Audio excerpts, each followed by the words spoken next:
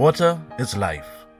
It is even more so for the peoples of the nations that make up the Caribbean island chain, and especially for the countries of the Organization of the Eastern Caribbean States, the OECS. OECS member states especially enjoy resources from maritime zones that are many times greater than their land area. It means that the ocean resource, having formed the foundation of their smaller economies, remains critical for future growth and development. The sub-region, the OECS, is one of the most beautiful natural places on earth.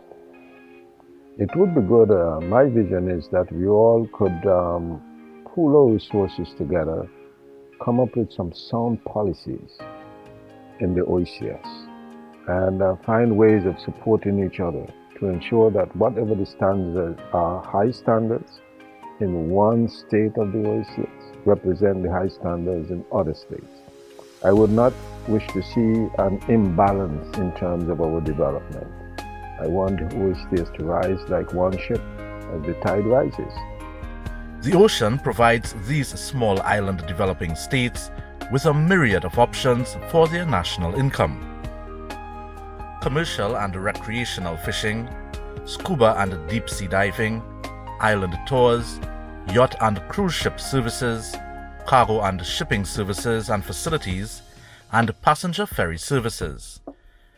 The list is even longer when one considers the contribution of the marine environment to biodiversity and ecosystem health of the various islands. But this vast marine resource potential also comes with great responsibility. Sustainability is one of the key items on the agenda of OECS member states. That's because of the many threats to the marine environment. Some are natural, like volcanic activity, also climate change, hurricanes, sea level rise, and invasive alien species that are influenced by human activity, while others are man-made, such as overfishing, pollution, and unregulated coastal development. These negative factors and the statutory requirement to protect the environment are factors driving the OECS to create a new plan for the management and development of the marine resources in the region.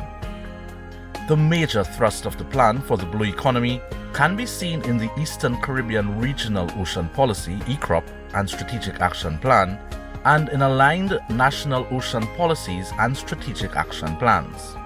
Together, the Eastern Caribbean Regional Ocean Policy and Strategic Action Plan and the National Ocean Policies and Strategic Action Plans aligned to it provide the basis for implementing blue economy mandates in the revised Treaty of Bastia and, by extension, related international instruments to which the member states subscribe.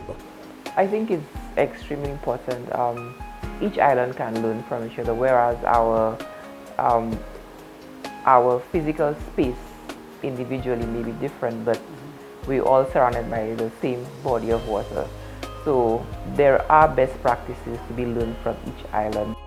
In addition, the Caribbean Sea is part of the larger marine structure designated as the Caribbean Large Marine Ecosystem, or CLME+, which extends as far as Brazil. The main objectives of the 10-year CLME+ Strategic Action Program are effective regional coordination, protection of the marine environment, sustainable fisheries harvesting, management of reef and pelagic ecosystems, and responding to transboundary pressures in the CLME+.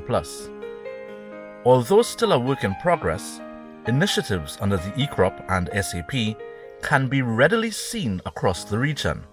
We've established the OECS Ocean Governance Team, and that has been really a brilliant example of bringing together agencies and competencies in the area across the sub-region to dialogue and to work together and to facilitate the work in the area, as well as to pool our capacities together as a region.